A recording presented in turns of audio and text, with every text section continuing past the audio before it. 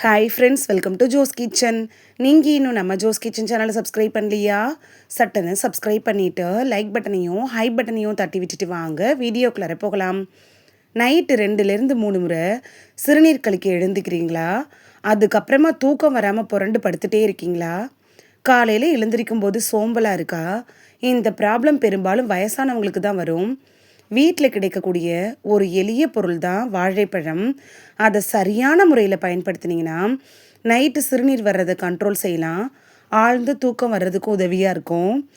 எப்படி வாழைப்பழத்தை பயன்படுத்தணும், எந்த அளவு எடுக்கணும், யாரெல்லாம் சாப்பிடலாம், யாரெல்லாம் சாப்பிடக்கூடாது அப்படிங்கிறத பற்றி தான் இந்த வீடியோவில் பார்க்க போகிறோம். ஸோ வீடியோவை ஸ்கிப் பண்ணாமல் பாருங்கள் ஃப்ரெண்ட்ஸ். ஏன் வயசானவங்களுக்கு இரவில் அடிக்கடி சிறுநீர் வருது அப்படின்னு ஃபஸ்ட்டு பார்த்துட்டு வந்துடலாமா? வயசாக வயசாக யூரின் பிளாடர் இருக்குல்ல, அது பலவீனமடைய ஆரம்பிக்கும். ப்ராஸ்டேட் என்லார்ஜ்மெண்ட்டு, இது ஆண்களுக்கு ஏற்படக்கூடிய ஒரு சிறுநீர் இருக்குல்ல, அது முழுவதும் வெளியேறாமல் உள்ளாரையே இருந்துட்டு அடிக்கடி யூரின் வர மாதிரியான உணர்வை ஏற்படுத்தும். தேர்ட் ரீசன் என்னன்னா, சர்க்கரை நோய், இரவில் அதிகமாக தண்ணி குடிக்கிறது, நரம்பு சோர்வு, இதுதான் நைட் நேரத்தில் யூரின் அடிக்கடி வர்றதுக்கான காரணமாக இருக்கு. வாழைப்பழத்தை இதுக்கு எப்படி பயன்படுத்துறது அப்படின்னு பார்த்துட்டு வந்துடலாமா? சாதாரண வாழைப்பழம் எப்படிங்க யூரினை கண்ட்ரோல் பண்ணும் அப்படின்னு கேட்குறவங்களுக்காக தான் இந்த விளக்கம். வாழைப்பழத்தில் அதிக அளவு பொட்டாசியம் இருக்குது.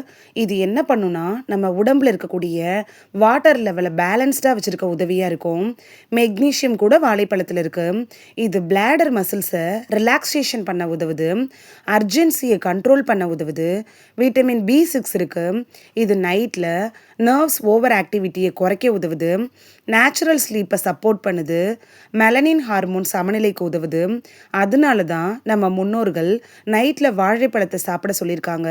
எந்த வாழைப்பழத்தை சாப்பிட்டா இதுக்கு நல்லது அப்படின்னு பார்த்துட்டு வந்துடலாமா? எல்லா வாழைப்பழமும் ஒரே மாதிரியாக செயல்படாது. செலக்ட் பண்ணுற வாழைப்பழம் அப்படிங்கிறது ரொம்ப முக்கியம். அதிகமாக பழுத்து கனிஞ்ச வாழைப்பழத்தை சாப்பிடக்கூடாது. அதே மாதிரி வாழைப்பழத்தை ஃப்ரிட்ஜில் வச்சும் சாப்பிடக்கூடாது. பூவன் பழத்தை எடுத்துக்கலாம். இமேஜில் தெரியுதுல, இதுதான் பூவன் வாழைப்பழம். நாட்டு வாழைப்பழத்தை எடுத்துக்கலாம். இந்த படத்தில் தெரியுதுல, இதுதான் நாட்டு வாழைப்பழம். வீடியோவில் காட்டியிருக்க இந்த நேந்திரம் பழத்தையும் எடுத்துக்கலாம். இந்த 3 பழங்களை எடுக்கிறப்ப மட்டும்தான் உங்களுக்கு நல்ல பலன் கிடைக்கும். ஏதாவது ஒரு வாழைப்பழத்தை பயன்படுத்துகிறப்ப பலன் கிடைக்குமா அப்படின்னு கேட்டிங்கன்னா அது கொஸ்டின் மார்க்கு தான். இந்த 3 வாழைப்பழங்கள் எடுக்கிறப்ப உங்களுக்கு நல்ல பலன் கிடைக்கும். இதை சரியான முறையில் எப்படி சாப்பிட்றது அப்படின்னு பார்த்துட்டு வந்துடலாமா? இப்படி சாப்பிட்டாதான் உங்களுக்கு நல்ல பலன் கிடைக்கும். நைட்டு சாப்பிட்றதுக்கு 1 மணி நேரத்துக்கு முன்னமே நீங்கள் வாழைப்பழத்தை சாப்பிட்றணும். 3 மெத்தட் இதில் இருக்குது. இதில் எந்த மெத்தடு உங்களுக்கு ஈஸியாக இருக்கோ அந்த மெத்தடை நீங்கள் பயன்படுத்திக்கலாம். ஃபர்ஸ்ட் மெத்தட், அரை வாழைப்பழம் போதும். நல்லா மென்று நீங்கள் இதை சாப்பிடணும். வாழைப்பழம் சாப்பிட்ட உடனே தண்ணி குடிக்கக்கூடாது. அரை மணி நேரத்துக்கு அப்புறம் தான் தண்ணி குடிக்கணும். 7 நாட்கள் தொடர்ந்து சாப்பிடுங்க. 3லேருந்து 4 நாட்கள் சாப்பிட்றப்பயே மாற்றம் தெரிய ஆரம்பிக்கும். செகண்ட் மெத்தட், இதை பாட்டி வைத்தியம் அப்படின்னு கூட சொல்லலாம். இதற்கு தேவையான பொருள் பார்த்தீங்கன்னா, அரை வாழைப்பழம், 1 சிட்டிகை சீரக பொடி, 1 சிட்டிகை சுக்கு பொடி. இது பிளாடரை, அதாவது யூரின் பிளாடரை பலப்படுத்துறதுனால யூரின் அடிக்கடி வராமல் தடுக்கிறதுக்கு உதவியாக இருக்கும். இதுதான் இந்த செகண்ட் மெத்தட். தேர்ட் மெத்தட், இது சுகர் பேஷண்ட்டுக்கு ரொம்ப யூஸ்ஃபுல்லாக இருக்கும். நைட்டு சாப்பிட்டதுக்கு அப்புறமா 2லேருந்து 3 மணி நேரத்துக்கு அப்புறமா 2லேருந்து 3 பீஸ், அதாவது வாரத்துக்கு 3 நாட்கள் மட்டும் வாழைப்பழத்தை எடுத்துக்கோங்க. இருந்தாலும் நீங்கள் டாக்டர்கிட்ட அட்வைஸ் வாங்கிட்டு அதுக்கப்புறமா வாழைப்பழத்தை எடுத்துக்கிறது நல்லது. குறிப்பு, வாழைப்பழம் சாப்பிட சொன்னாங்களே அப்படிங்கிறதுக்காக வாழைப்பழம் பால் சேர்த்து சாப்பிடக்கூடாது. வாழைப்பழத்தை நைட்டு 9 மணிக்கு அப்புறமா சாப்பிடக்கூடாது. 9 மணிக்கு அப்புறம் சாப்பிட்டிங்கன்னா கண்டிப்பாக பலன் கிடைக்காது. வாழைப்பழம் சாப்பிட்ட உடனே படுக்கக்கூடாது.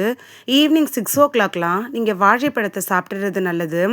டிப்ஸ், அதாவது ஈவினிங் 7 o'clock அப்புறம் தண்ணீர் குடிக்கிறத கொஞ்சம் கொஞ்சமாக குறைச்சிக்கோங்க. தூங்குறதுக்கு முன்னாடி யூரின் போயிட்டு வந்து படுத்துக்கோங்க. மார்னிங் 5 to 10 நிமிஷமாவது வாக்கிங் போங்க. இந்த முறை கிட்னி ப்ராப்ளம் இருக்கிறவங்க, அட்வான்ஸ் ப்ராஸ்டேட் ப்ராப்ளம் இருக்கிறவங்களுக்கெல்லாம் பொருந்தாது. நீங்களாம் டாக்டர்கிட்ட அட்வைஸ் வாங்கிட்டு அதுக்கப்புறமா எடுத்துக்கிறது நல்லது. தூக்கம் ரொம்ப முக்கியங்க. ஸோ இத நீங்க ட்ரை பண்றப்ப, யூரின் இது கண்ட்ரோல் பண்ணும். நல்ல தூக்கமும் வரும். இந்த வீடியோல நைட் நேரத்தில அடிக்கடி சிறுநீர் கழிக்கிறத தடுக்கிறதுக்கு, ஒரு யூஸ்ஃபுல்லான வாழைப்பழத்தை பயன்படுத்தி செய்யக்கூடிய ரெமெடி எப்படி பண்றது அப்படிங்கிறதையும், அத யாரெல்லாம் பயன்படுத்தலாம், யாரெல்லாம் பயன்படுத்தக்கூடாது அப்படிங்கிறத பத்தியும் தான் பார்த்தோம். இது உங்களுக்கு ரொம்ப யூஸ்ஃபுல்லா இருந்திருக்கும் அப்படின்னு நம்புறேன். இந்த வீடியோ உங்களுக்கு பிடிச்சிருந்துச்சுன்னா, லைக் பட்டனையும், ஹைப் பட்டனையும் தட்டி விடுங்க. இது உங்க ஃப்ரெண்ட்ஸுக்கு பயன்படணும் அப்படின்னு நினச்சிங்கன்னா ஷேர் பண்ணி விடுங்க. நெறைய பேரு சப்ஸ்கிரைப் பண்ணாம பார்க்குறீங்க ஃப்ரெண்ட்ஸ். நீங்களும் சப்ஸ்கிரைப் பண்ணிட்டு பார்த்தா நமக்கு பவர் கிடைக்கும். நீங்க சப்ஸ்கிரைப் பண்ணிட்டு பார்க்குறது, இது மாதிரியான வீடியோக்கள் தொடர்ந்து போடுறதுக்கு எங்கள மோட்டிவேட் செய்ற விதமா அமையும் ஃப்ரெண்ட்ஸ். சப்ஸ்கிரைப் பண்றதோட மட்டும் இல்லாம, பக்கத்துல இருக்க பெல் ஐகானை கிளிக் பண்ணி, ஆளுங்கிற ஆப்ஷனை கிளிக் பண்ணி வச்சுட்டிங்கன்னா, நாங்க வீடியோ போட்ட உடனே நோட்டிஃபிகேஷன் உங்க செல்ஃபோனை வந்தடையும். நாளைக்கு வேறொரு ஆரோக்கியமான பதிவுல சந்திக்கலாம். Thank you. பாய்.